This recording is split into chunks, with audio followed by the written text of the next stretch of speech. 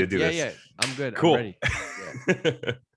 Yeah. So we'll get started. Hey, everyone. Great to have you on here. For anyone that doesn't know, this is the second event that Dave and I have done together. We did the first one maybe like a couple months ago, and it got such a great response. And both from the live people and the podcast afterwards. Dave posted it on his, I posted on mine, and people were like, whoa. So we're thinking about doing this on like a monthly basis. It's going to feed both of our podcasts. It's going to help a lot of you.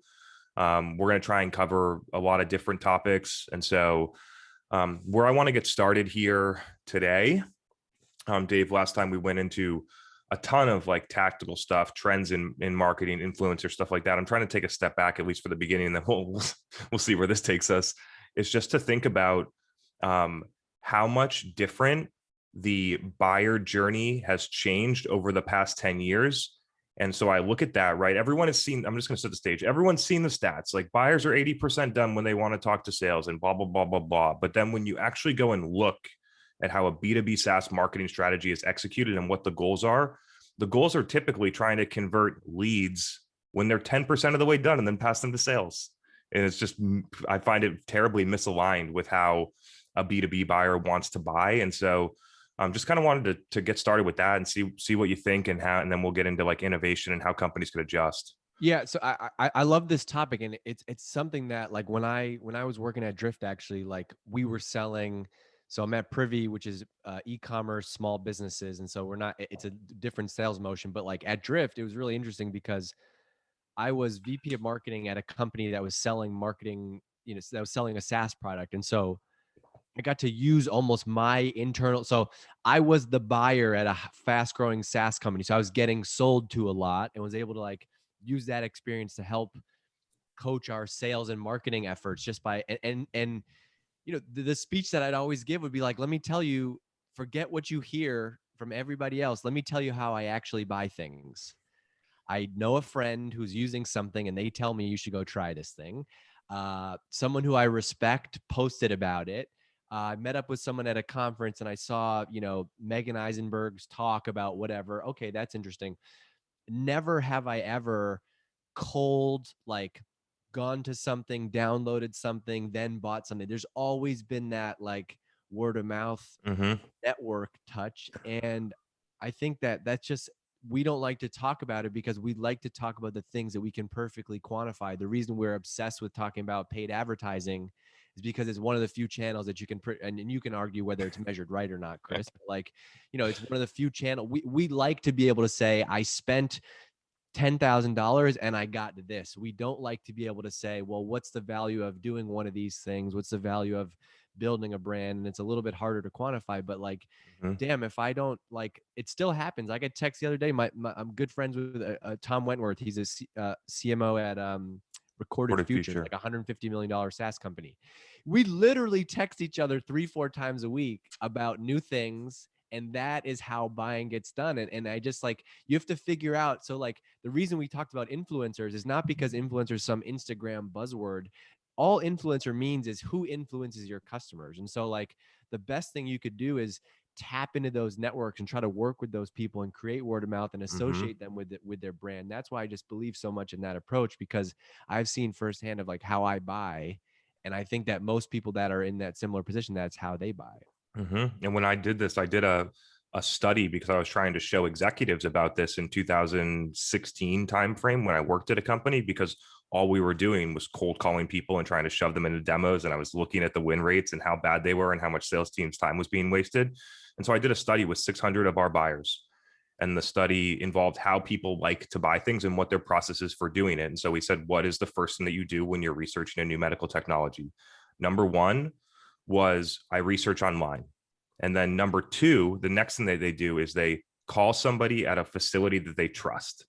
And the third thing that they did was ask to talk to a sales rep and get a demo. And so when you think about those parts of the process that the buyer wants to do and in what order, and it was majority, like it was very clear that that was how a majority of the people wanted to do stuff, that you can adjust your marketing and sales strategy to align with the steps that a buyer wants to take on the way through. Yeah. And the big thing for me, the one that like actually the one that was interesting in 2016 was that they really did always tend to vet with a different person at a different facility that they trust, which then started to get us really. And then we started having quote unquote influencers in 2016 go and speak at conferences about the product. We had a whole set of references for people. And so the first call from someone was not, hey, do you want to have a demo with our sales rep? It was, hey, do you want to see how this company across the street is using our product to be successful and do X, Y, and Z? And so you can just change little pieces. But the first step is having empathy for your buyer, which typically comes at the expense of what's easy and what's practical for your company. I think a lot of people can take this advice though as like, okay, I got to go and boost up our G2 profile and get more reviews. And that's part of it. Like that's definitely a part of it. But I actually think like this is why I love the idea of like building a media company instead of a marketing team, because ultimately, well, and building a marketing team, but like it creates the word of mouth. It creates the word of mouth. You have the tools today as a brand to be able to do that instead of having to get featured in one of those medical technology journals or reviews or whatever. You can start the podcast about your niche. You can create the blog about your niche. You can have an event series about your niche, and that can be applicable to a huge audience, or, hey, we only sell to Fortune 100. Like, you can create all those things. And the best way to do that, by the way, I think this is where people mess it up though, is it feels like a branded effort, right? The real way to do is like, this is demand gen live. Mm-hmm. And by the, because Chris, you're doing this in your world, right? This is demand gen live by the hosted by wink wink nod nod, the guy who runs a freaking agency that he would love you all to go and buy from. Like, and it's the same is true in B2B. So it's like, if you're a B2B financial technology company, don't build something cool for a vendor in that space. Build like the community for people, for CFOs at Fortune 10,000 companies to hang out online. That's ultimately the goal. Mm-hmm. Which leads me to the next point, because a lot of the things that you mentioned kind of go against the grain of what a lot of companies, especially at the executive level, think and what they're being told, right? So the executives at companies, what I find is that they get a lot of their strategy through consulting firms or analyst firms or MarTech vendors that sponsor conferences. MarTech vendors push money through all of those systems anyway. And so it ends up being a MarTech driven strategy. And so how do we get executives to think about no wonder no companies want to do a podcast. Nobody's telling them to do it because there's no vested interest in them doing it. For MarTech firms don't get any benefit out of that. You know what I mean? And so I'm just trying to understand, like, what do you think? How do you set it up? Like, you gave the example on the last talk about how you did it with DC, but how practically can we get executives on board to thinking about some of these things differently? Ooh, okay. So I would pitch it like, I think it needs to be pitched as the whole, needs to be pitched as your marketing strategy. And so I would say like, hey, we're selling to financial technology professionals. Okay. We're going to have the demand gen. We're going to have the website set up. We're going to be doing outbound. We're going to be doing advertising. We're doing conversion. Like, that stuff has to happen. Mm-hmm.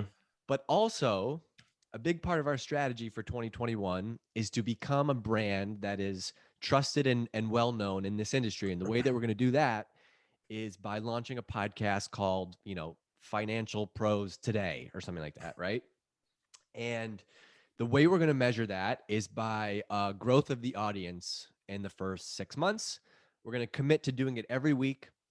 And by the way, also, we're going to use all the content of that to fuel all of our other efforts. So we're going to take all the expert interviews and use that for our blog, and maybe we'll source some good speakers for our events, or maybe we could do some of them live and do them as webinars. I think like when you can show how you're baking it into the whole thing, and you have clear metrics around, I think people make the mistake of like, we're only doing a podcast, and then you go in and then you're asked to justify it. Like, a lot of times in marketing, if you need to tell your boss, your manager, whoever, the executive, you need to tell them what the goals are for your idea, or else they're going to come up with the goals for you. And so we say, hey, we're doing all this demand gen stuff, but we're building out this brand channel because we want to be perceived as experts in this channel. And then even tie it closer back to sales, I think the ultimate play that I haven't seen that many people do is I would run it like ABM. I would go to the sales team and say, hey, give me a list of the top 100 accounts that you want to sell to. And I'm going to go to try to get their CFO on our podcast this year. And then at the end of the year, if you can go back to your team and say, hey, we had 50 of the CFOs at our top 100 accounts on our podcast this year. No one's going to argue about whether that was valuable or not. Whether any of those people have Mm-hmm. bought yet or not, you've now positioned your brand as an expert. This is, I think, there's a great book about a Hollywood agent, Jerry Weintraub, and I think he was the early manager of like Frank Sinatra, and he used to talk about how he would bring new artists around Sinatra because they would then be like, huh, who's that person, right? And like it would create this like FOMO effect. Like you want to know who that person is. I think you can do that as a brand, which is like if you want to sell to these Fortune whatever CFOs, all of a sudden you have a podcast where all these like good sounding CFOs are spending their time. You've already boosted the credibility of your brand. So there's literally 15 different reasons why you should build a content strategy that goes hand in hand with this demand piece. It just gets screwed up when the metrics are when the goal, like marketing is very simple if you have the goal first. And when you don't have clarity around the goal of doing it in the beginning, that it gets way harder. You're asked to quantify it in a different way later. Mm-hmm. And then I hear this a lot from a lot of people that I interact with. Oh, like we're too late on a podcast. There's already 90 podcasts for CFOs already. And what you need to understand is that the best content wins. You don't need to be first in these first gives you an advantage. It helps, but you don't need to be first. You need to be the best. And I when you're, hate that take. I hate that take so Mhm. much because okay, so should nobody go start a YouTube? Like, does that mean you can't be successful on YouTube It today? also Because means no, if you followed new, that, you wouldn't do SEO because new, everyone's doing new, SEO. right? Like, new YouTube creators are going to come out next week that will probably make, you know, $500,000 next year. Like, it's not about to me. That's a sign that the channel exists. That there's like people there, Mm-hmm. and so you have to figure out what the right mix is. And your goal doesn't have to be to have a podcast about financial technology that gets 1 million downloads. It has to be relevant for the subset of people that you're going after. Mm-hmm. And to be honest, I find it to be more of an excuse than anything, or excuse or fear to as a reason to just keep doing the same stuff, right? So if you're a marketer, I've actually said that to myself. I'm not talking out of both sides of my mouth here. I've said that before. I said that on LinkedIn. I was like, Dave Gerhardt's already on LinkedIn. Nobody, there's a bunch of marketers. Nobody wants to hear what I have to say. Like it's everyone goes through it, right? And so take a look at yourself and see whether what you're saying is actually true, or if you're trying to find an excuse to stay sort of like in your comfort zone. Where I've Yeah. found all of my most successful projects is when I move outside of my comfort zone and start doing things that that I was potentially either scared or made excuses of doing. I also think like I don't want people to take this like forget the channel actually. I think Mm-hmm. even beyond the channel, the number one thing you could do is to have a very strong opinion as a company. And so like even more than tactics, to push your CEO to have a strong like that strong strategic narrative, that strong angle as a company sets up your whole marketing position, right? Because if you don't have anything interesting to say, then you can't just have a podcast and a blog. But like if you're the company that's out to change the way whatever is done for forever, right? Like Mm-hmm. so like this is like my favorite line is from Andy Raskin. This story is strategy. And I know you talk a lot about there's not enough marketing strategists out there, but like I think that positioning is so important. I think the tactics are table stakes. Anybody Mm-hmm. can figure out if somebody listens to your podcast enough, they can figure out how to, you know, execute on some of these Mm-hmm. tactics. But it's like, where are you playing in the market? What is your angle? What is your hook? What is your Mm-hmm. store? What is your story? Then the context that I can go create an amazing marketing strategy around. Like, hey, this company's trying to kill email forever, right? Or like, I don't know, come up with a better angle. But like when you have that strong point of view from a founder, from a CEO, then that's where marketing gold becomes. Forget about podcasts, YouTube, whatever. Mm-hmm. I got an interesting question over LinkedIn DM that I'm going to kind of just like talk through, and then I'd really like your opinion. And the question was, we just raised money. We're getting more marketers in here. We have Salesforce and Marketo, but what are all of the other technology tools that we should buy? I got that last night, and my response was, you don't need any of those tools right now. What you need to do is you need to figure out what things that work, and then figure out what tech you need to make those things work better next. Like strategy, success, like quantified success, tech to Nobody, make it go better. yeah, you rarely ever need to add. You're rarely is like adding tech that's the solution. It's most likely a distraction. Like the tech, the tech is important. Don't get me wrong, but I feel like it's the like very good. It's like that should only be allowed if you're like a level 2 team. Like if you have the fundamentals nailed, like if everything is great and you have a good system, then go and add more tools and technology. But like, especially with how good some of the technology is, like you can do so much if you just had HubSpot. You can do so much if you just had Marketo.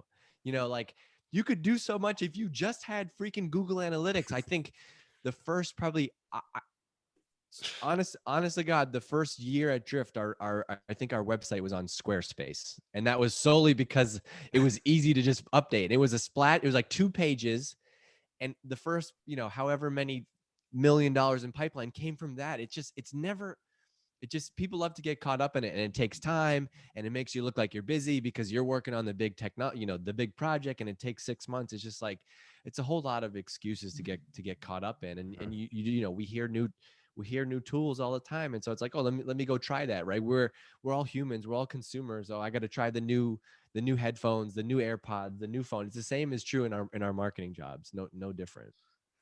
So getting back onto the innovation, looking for a couple other pillars. You had mentioned the things that I have, obviously opinion or story. We had clear expectations on what the goals are and what the plan is to executives. What are some of the other ingredients for success in doing something like a podcast, an event series, things like that, where you might be struggling to get buy-in from at the executive level?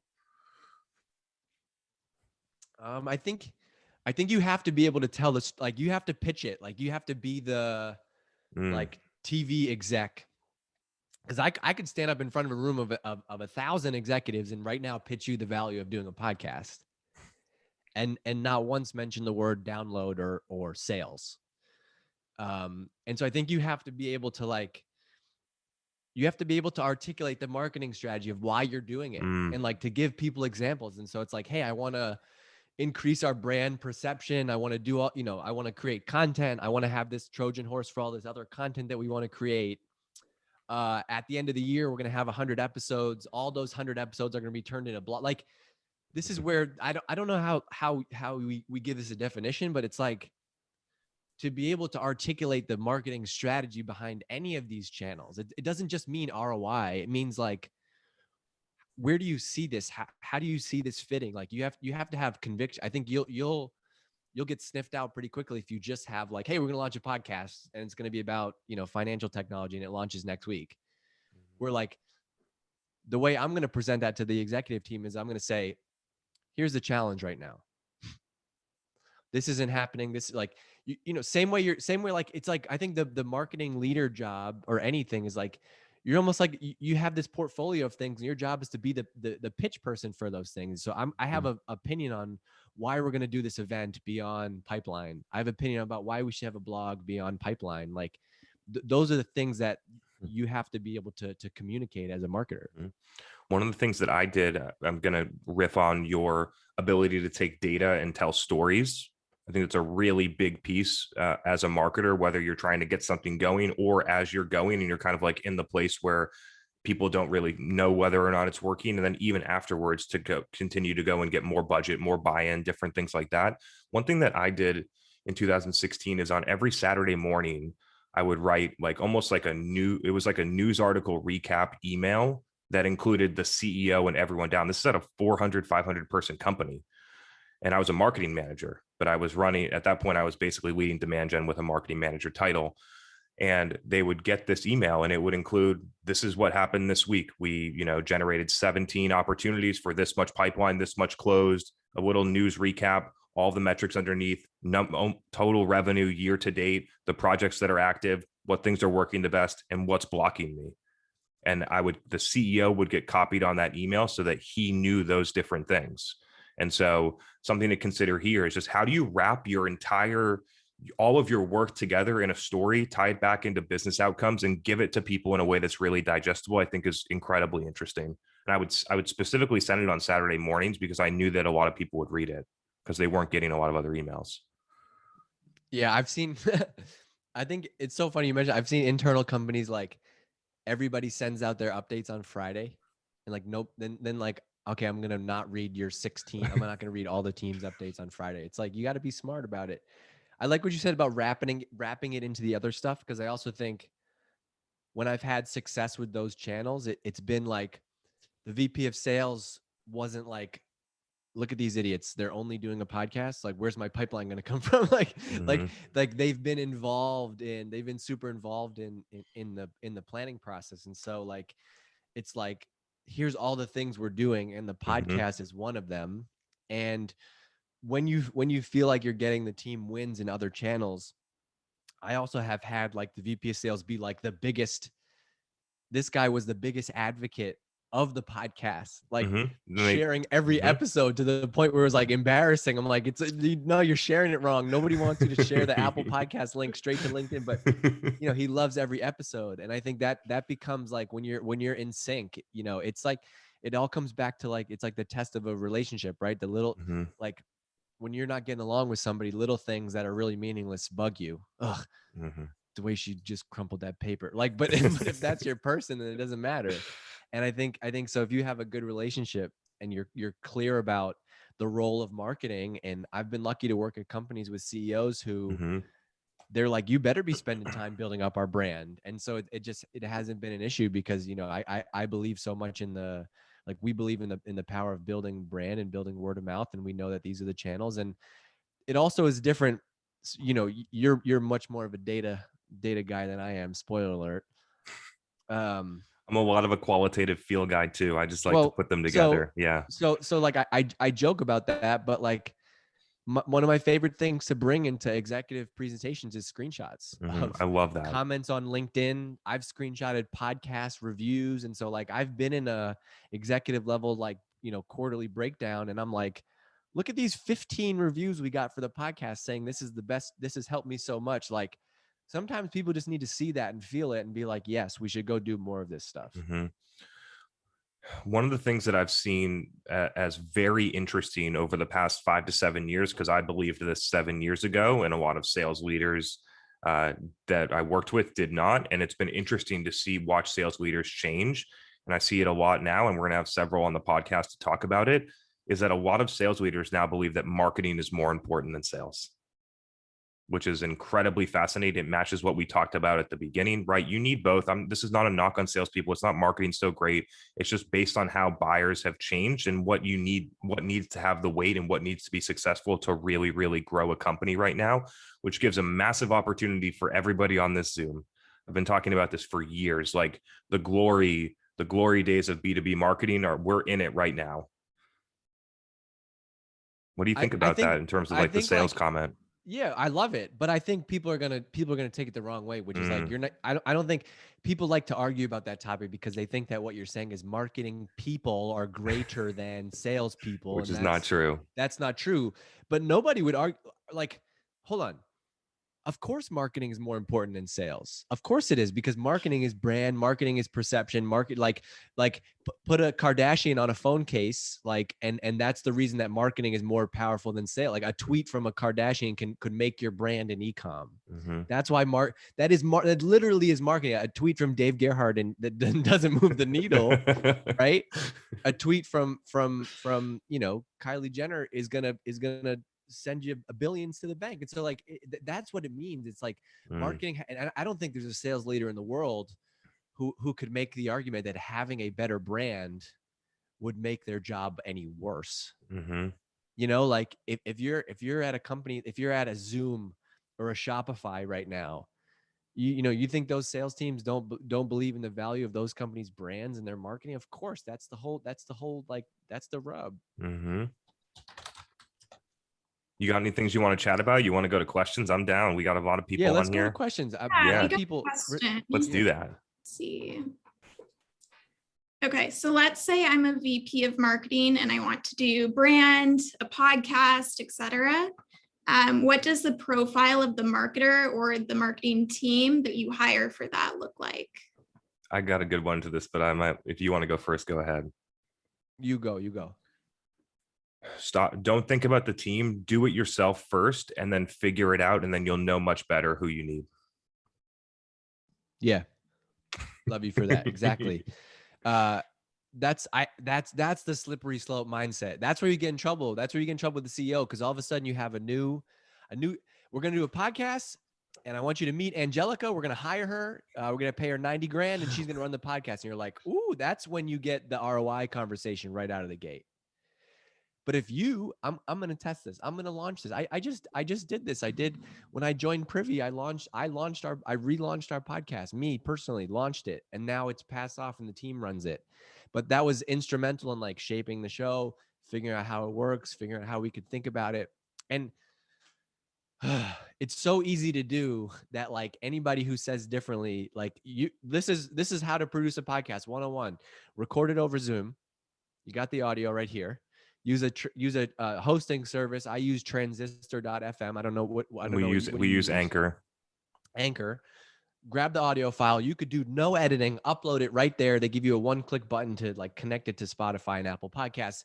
Email it to your customers. Congratulations, you've launched your first podcast. You could also go to Fiverr and have somebody do graphics. Like such a low bar. Chris, your point is spot on to do that. Yeah, I think it's incredibly important. And it depends on the stage of the company. It depends where you are. It depends how many people are already on your team. I tend to work with companies that are less than 500 employees. And so on the lower end of that, like I believe at a VP level, you should try and understand at least a level of detail so you know whether or not things are working and whether or not things are being done correctly and different things, all of the functions that you're responsible for. That's my belief. Yeah. Every mistake I've made in hiring has been because I didn't taste the role a little bit first and or like, if not me personally, the team, like, we've been like, so-and-so has been doing it as their job. Now let's go hire that person. Because you don't necessarily know what the core skills are and you don't know how to do it. And therefore you don't know how to judge whether or not the person you're interviewing can actually do it. Yeah. And also like, if it's a new channel, you got to be the one that's like the voice of that. You got to be the one that's like the champion of that. Like, here's the idea. We're going to launch this new channel. I'm going to tell us how we should think about it, how we should measure it, how we're going to do it. Love that. That was a great question. I think it helped a lot of people. We got a few more. So how do you balance your own duties and functions with trying to take on these additional projects? Pure integration or something else? For me, usually that means that I'm not scaling in the right way. And so I haven't done I either don't have enough faith in the team or I haven't set up the right processes to have a team. And like, maybe if you have a team of 2 people, it's different. But I think like in that case, then you just got to trim the list and you got to make time for it. I think that's the only secret, which is like, we like to spend, one of the most useful exercises is stop, start, continue.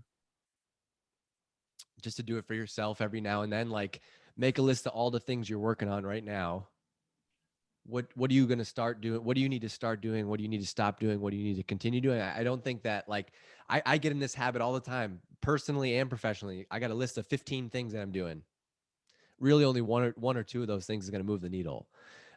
So I think like ruthlessly prioritizing, but for me in marketing specifically, whenever I get in that situation, it's actually a deeper tell that I don't have enough faith in the person that I should be asking. I haven't trained well enough. The person might not be the right fit. Like if you're the marketing leader, like your job might be to come up with the idea and set the goals for it. But like, you got to figure out how to get the team to do it. Yeah, just I'm sort of reiterating, but I'll add a couple of things. The number one thing, I interact with hundreds of companies every month. The number one opportunity is to stop doing things that are not as effective as they need to be in order to keep doing them. So just go and audit the list, and you're going to find, if you look at whether it's data, whether it's qualitative, whatever you need, you're going to be able to find 4 or 5 things that you can stop spending money on, stop spending time on, stop having your team work on, whatever, move those out, which creates a lot of space for new things. And then the next thing that I would add is, if you remove those and you have these 5 things and you're looking to scale them up, you should be able to, if you don't have enough resources, put together a business case for your CFO and your CEO that says, look, this is what we're doing right now. We have 5 people. We're running these 3 programs. I want to make these 2 work better. When I'm going to do these 2, I'm going to need these 3 things. We're already generating this much pipeline and this much revenue. The customer acquisition cost is this. It's better than the other things that we're doing. Can I have $250,000 more dollars to hire these people and do this program? I think one of the things for marketers that I learned early on is how to build a business case to convince executives to move forward with things and present it based on real business opportunities. Yeah, that's good. Even like on a smaller context, I've found that like the CEO and whoever are more likely to compromise and help you get to decisions than you might think when you can lay out the whole scenario. If you're like, I want to launch a podcast, but I don't have time to do it, I would try to put the decision on the CEO, unless it's all stuff that you've made up for yourself, which is like, that's your own problem then, which is like, if you got a list of 15 things and you can't get out of your own way to prioritize the podcast, then that's on you. But a lot of times in this role, we feel like, Dave, I want to do the podcast, but I can't because the CEO has us doing all these things. It's still your job is still to own the marketing piece, and your job is to still manage up and be proactive. And so what I would do is, if I really want to do the podcast, I would lay it out and do what Chris said and make the case and say, hey, can we sit down for 30 minutes next week? I want to take you through my list of things that I think we're going to do this quarter, but I also want to get your agreement on the things we're going to say no to, and lay them out together and ask for that clarity. And then you can walk out of that meeting with like, she really doesn't want to do a podcast because of this reason. Okay, then move it off your list, right?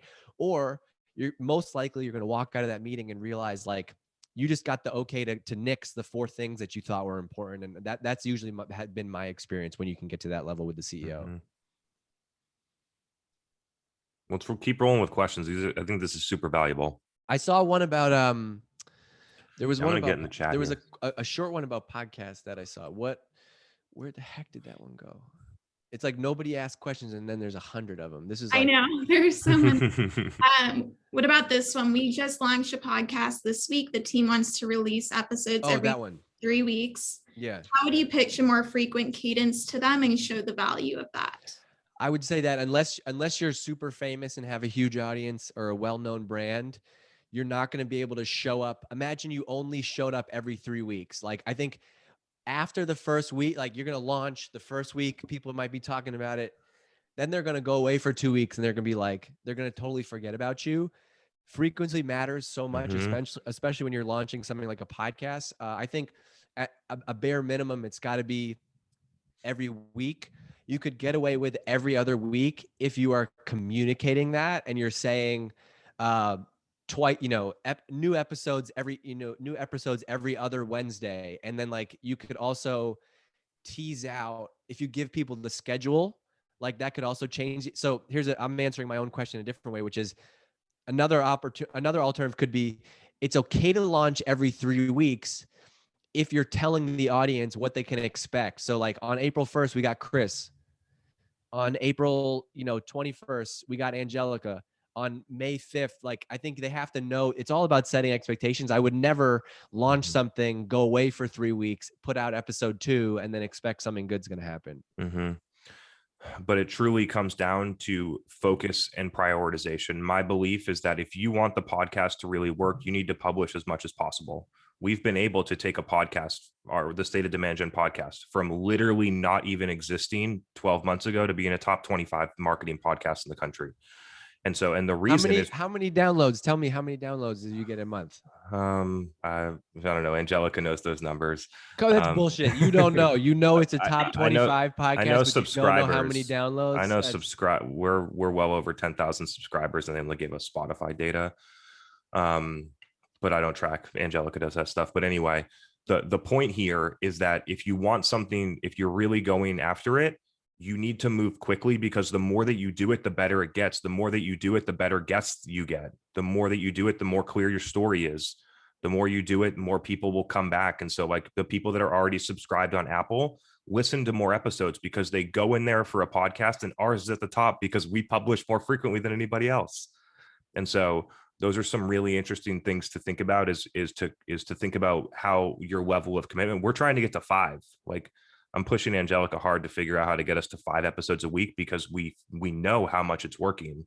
And so I'm a huge, whether it's on LinkedIn, whether it's podcasts, I'm a huge prioritize and then go for volume and quality at the same time.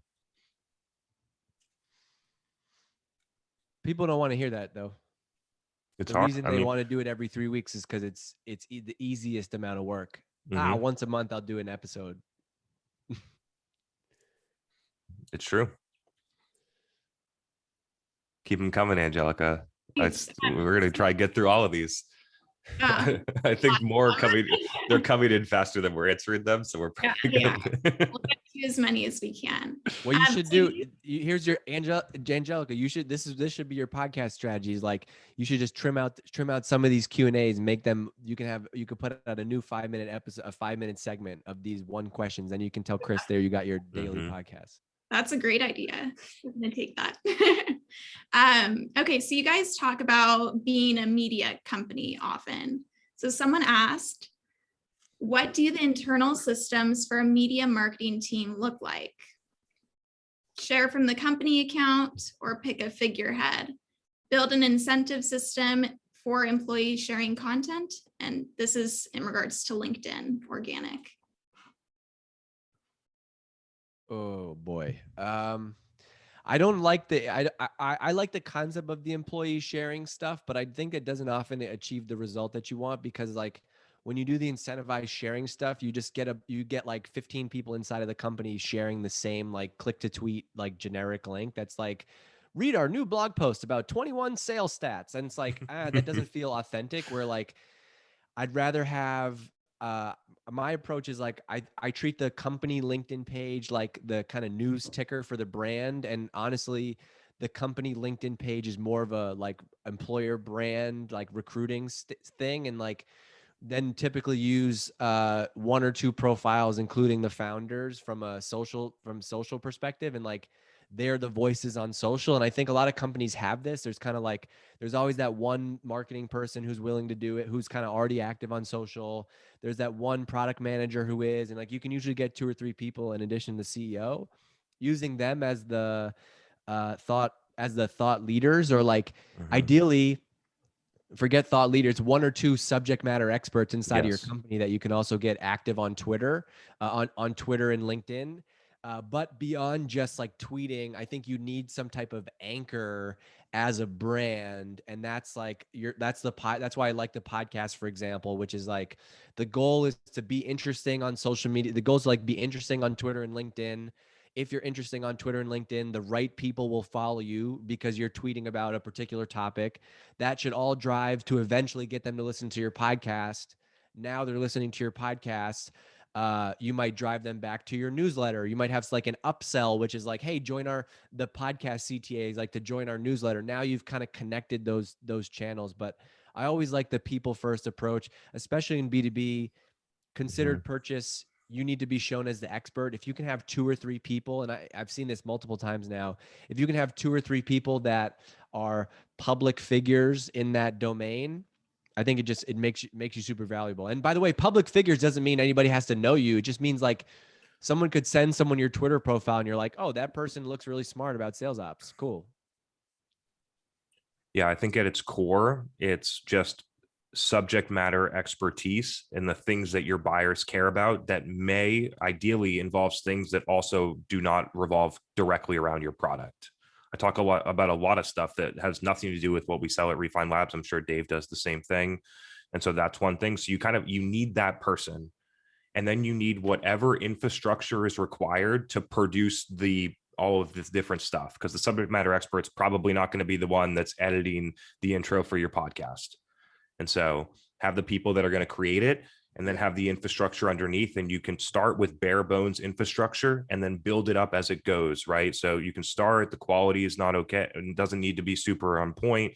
A lot of companies get tripped up there because they're trying to go for like, ABC News style, like quality content when they're a 2 million ARR SaaS company with one marketer. And so, but it's rooted in deeply understanding your customers and having people that are subject matter experts that can communicate with them. I also clearly lean into the personal profile route, but we do the same thing, employer brand news ticker on our company LinkedIn page.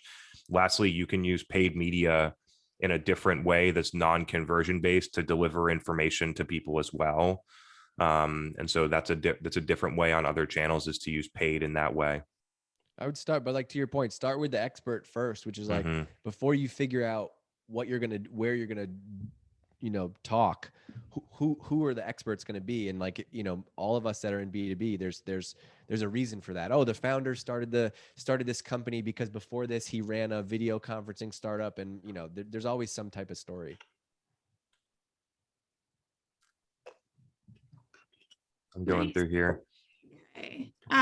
Carl asked an interesting question. He said, we have lined up several prospects over the next several weeks on our show. How would you conduct that interview? I'm the host, but allowing our sales rep to lead the interview. Oh boy. That Dangerous sounds like game. It could be a disaster. Because like, it's not an infomercial. Like, I don't know. I think that I would struggle with like having sales.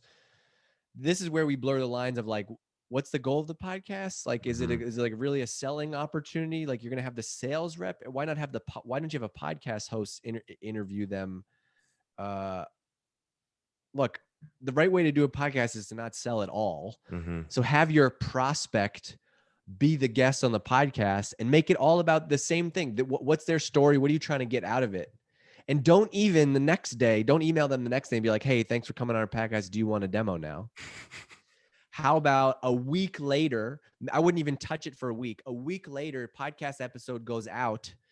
Then the sales rep reaches out and is like, hey, Chris, I've been a big fan of your stuff for a long time. It was great to hear you on our podcast this week.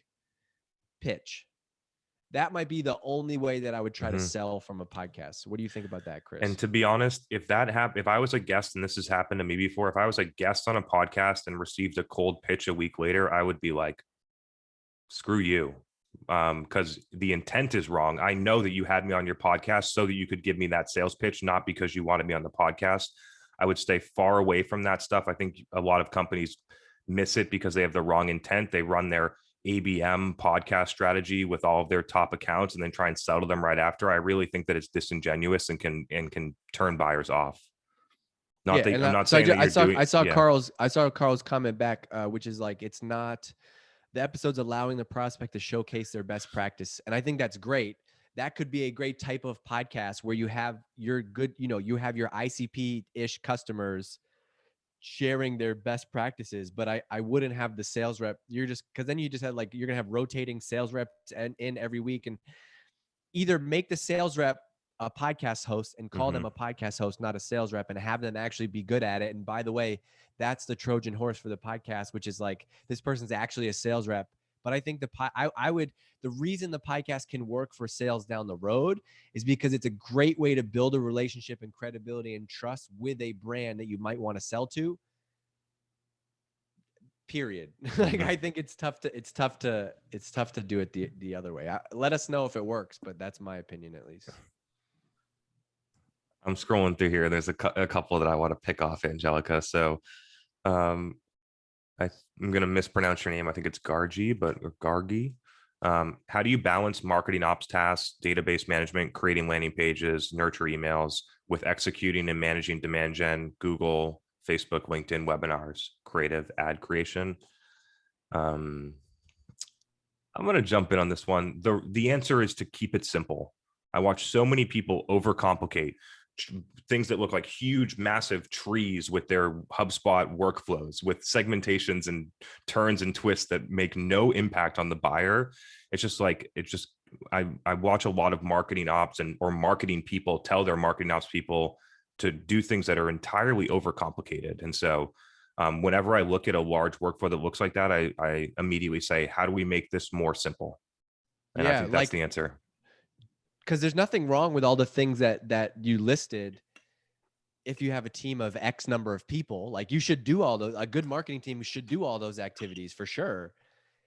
If you have a team and you have people, if it's just one person, then you got to prioritize the right stuff. And like, maybe that means, to Chris's point, don't have 15 automation. Like, okay, hey, you got to be okay. I think a lot of us are not okay with uh with just having things that are okay or good, or like, hey, we're not getting to that right now. That's totally okay. You can't be great at everything. Like, we are doing this and we know for a while. Yeah. Like, the amount of messages I've gotten in my career of like, hey, this page sucks. Yep. Totally agree. But we're not focusing on it right now. You got to have that skin to be able to prioritize like what's important right now. That was hilarious. Cool. Angelica, it's back to you. Cool. Let's see. How would you decide where to first invest your paid dollars if you've been focused solely on organic to this point? Come on, Chris, this is wheelhouse for you. Depends who you're selling to. Depends how much your product costs. Depends how long your sales cycle is. Depends who's involved in that process. Depends whether it's what your sales motion is. If it's a sales-led motion, if it's a product-led motion, if it's e-commerce, like, there's too many variables in there for me to answer that question and give you good advice. Okay, let's do another one then. I'm just hanging out. What are you talking about? Dave, this is for you. If you went back in time and were leading Privy through when it was around 10 million ARR, what would your team structure have looked like and why? Well, that's roughly where we are today. So I don't know. It's about the same as it probably is right now then. Yeah, but we're between 10 and 20 today. So I've changed I used to think there was an ideal team structure, and that was before I really started thinking for myself. I think what I would do is optimize. First, it would be like, I think you probably need, I've talked a bunch of this, like, I could be contradicting myself, shocker, but I think you need some type of like funnel, demand gen, get leads, get stuff going marketer. You need someone who can tell stories and write content. And I think if you have those two, you can really start. I think, like, if I really boiled it down, like, you need a brand person and a demand person if you wanted to split them out that way.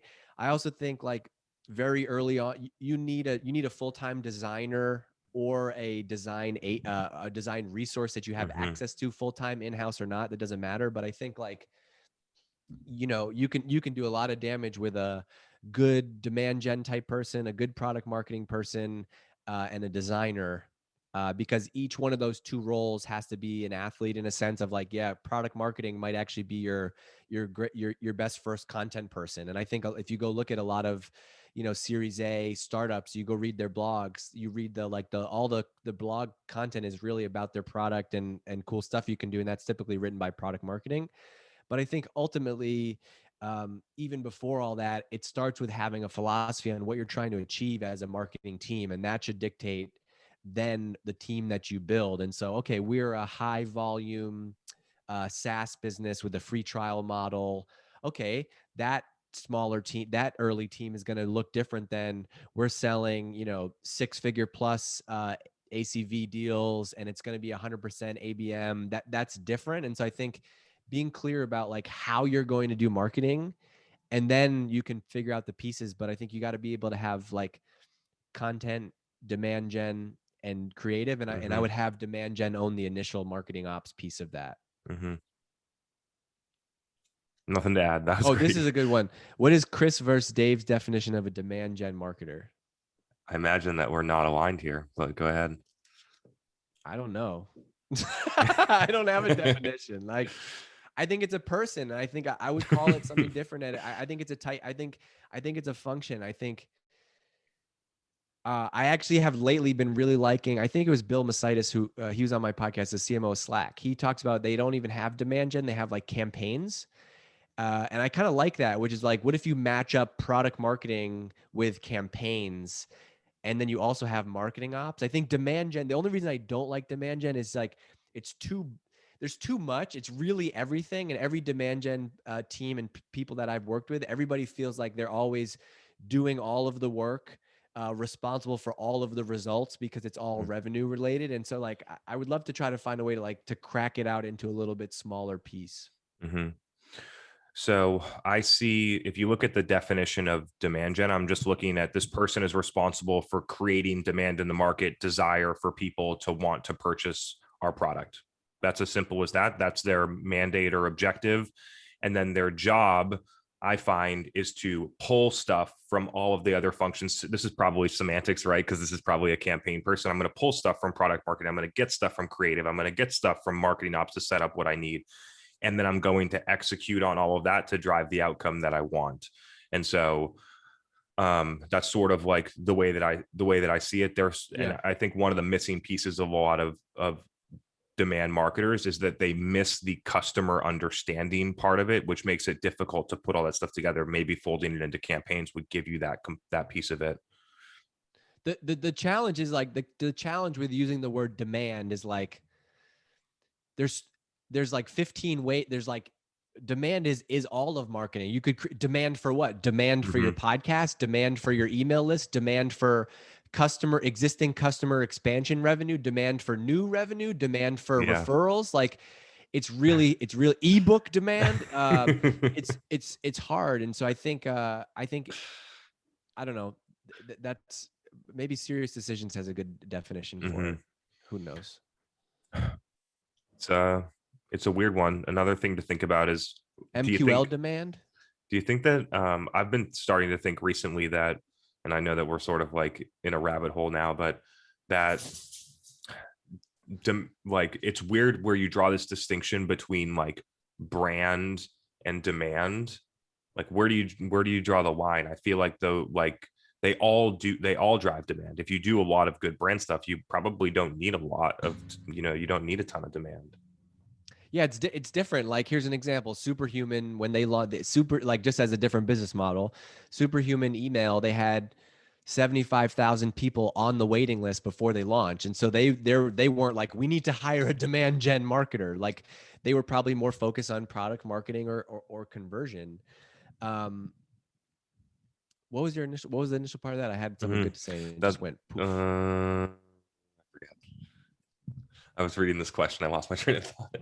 Whatever. Brand versus demand. Yeah. I almost think of it as like brand is they are, brand is like almost like an agency in that like the goal they should be separate because like the way to be good at brand is to completely separate Stop selling. Yeah. And they are content creators, designers, videographers, copywriters that are the badass team of creatives that are on the brand team that demand uses to power their campaigns. And when you have two great teams, like they can work really well together. The demand gen team is like, whew, I actually have good creative and good copy and good offers and good ideas to work with. This is a superpower for us. And then on the other side, the brand team feels like, hey, I actually know that the stuff that I'm doing is being used, because they want to feel like, hey, that new video that we made for Facebook ads brought in more revenue than anything we've ever done. That video person's going to be like, I love demand gen, right? Whereas like, that's how you create that relationship together. I like when they're separate. Mm-hmm. A couple more, Angelica. We can squeeze two more in here. Okay. Any tips for a new marketer or creator who is way too qualitative, emotion, and value-based? I mean, the things that you are. That's part number one. You're too can you say it? Too qualitative, emotional, and value-based. Yeah. Value-based. I don't know. Those are all like their own thing. They're not all, those are not all connect. They're all different. You're too value-based. So okay, that's good. You care about the results. I don't know. That's too philosophical for me. um, so my I'm not really entirely sure that I understand the question, so I'll just answer it in the way that I understand it. Is that you should just lean into those things. If you're too qualitative, then just go spend more time collecting qualitative information, and then just make sure that there's somebody else on your team or whatever you're having a business, get a business partner that's the quantitative business. I would just Yeah. lean into your strengths and fill the gaps. If you're too quantitative, listen to 3 calls a week and you'll get a nice little balance. Mm-hmm. Cool. What are the best practices you've developed for systematically collecting qualitative feedback from prospects and customers? I got this one. So number 1, social media. You can have all of your Twitter mentions piped into Slack or something. Have an intern or a marketing manager, or whoever, or do it yourself. If you are, most of us as marketers are on the company branded accounts.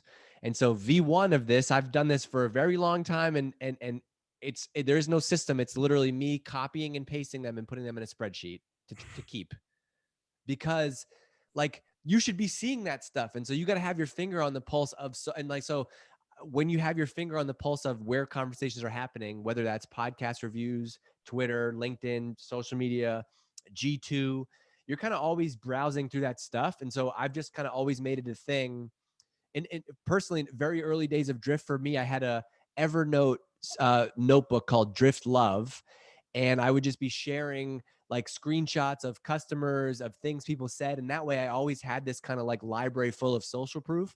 And then eventually went on to have the person that was managing social media would be responsible for keeping a spreadsheet of like good social love and stuff that we've seen. Because of the other stuff you can go to anytime and grab it. So like I even have, we do this all the time, even for like my side thing, even for DGMG, I have somebody who helps me out with DGMG. She has a spreadsheet and she's just filling it up with like good things people have said about it. So then we can pull from that well on demand. I think it's worth like having a bucket where you're going to deposit stuff. Mm-hmm. I'm so passionate about having a video podcast for this reason, because it's all recorded. And like I had this idea back in the day, like to interview. Our sales reps were not clinicians at that time, and they were talking to people that had gone to school and done things for 12 to 16 years to figure out how to practice medicine. And we have sales reps that were selling copiers 3 months ago, and now we're selling medical devices, right? And so my idea was, what if we just start interviewing all of the best physicians in the country, put it on a podcast, and then all of our sales reps, when they're driving across the state to go to their next meeting, they can listen to the best physician in their territory talk about the things that they need to know in order to get better. And so I think that Dave mentioned like kind of logging it. I was just thinking through in my head, like collecting that stuff, capturing it in a spreadsheet. Yeah. Would other people in your company actually even consume that? Trying to figure out a way where you can actually share those insights with other people, I think are super important, because usually, and I've been guilty about this as well, you go out and do a ton of qualitative research, you understand your customers well, you put it into a buyer persona, and nobody reads it or stuff like that. So trying to I was trying to screenshot this, but I can't. But I just signed up for Zencaster, because Zencaster video is way better than Zoom, Chris, all the people I've said. Plug for Zencaster. For podcasting. And a week after signing up and being a customer, I got this email. I got an email asking them to fill out like a quick form telling me about my business, what I'm doing, and to give a quick testimonial. Like, I bet that doesn't get everybody, but that's kind of a system now where like it's an automated email that goes out. There's probably a Google form that someone in their marketing team now is getting a couple like good customer stories and testimonials a couple times a week, just by kind of putting it in that existing nurture flow and asking for it. And we've started to build paid social campaigns based on that feedback, scouring G2 or some feedback like this about what people are saying, why they decided to switch, why they decided to use it, how their life has changed. And you can literally take your customers' words based on those and then build paid or some other type, whatever campaign you want. I like using paid for those reasons, for that type of stuff, and use your customers' words, not words that you made up in a boardroom. Totally. And people relate to that when you show those screenshots in meetings and whatever. It's like, oh, cool, man. All right. Round two is complete. Appreciate all of you attending. Dave, we always love having you here. Love your insights. I like the Q&A format. I thought that was great. Anyone in the audience that liked the Q&A, give me a thumbs up so we can think about next time whether to do a full agenda, thumbs down or thumbs up, full agenda, or we'll go, okay, looks like thumbs up. So we'll lean more into the Q&A next time. People love that stuff. How will you measure this, Chris? How will you know? We got the thumbs up. We got the recording. All We're right. good. Good. So we'll coordinate a date for the next one. I would plan on probably like a month from now. So anyone that wants to drop it in their calendar when it's ready, Angelica and I will get it out to you so you can get signed up. Maybe we'll take questions in advance next time so we can kind of prep for that. But yeah, Dave, you got anything to close us out? No. See you next time. We'll do more together. Bye-bye. Yeah. See you, everyone. Appreciate Thank you being you. here. Bye.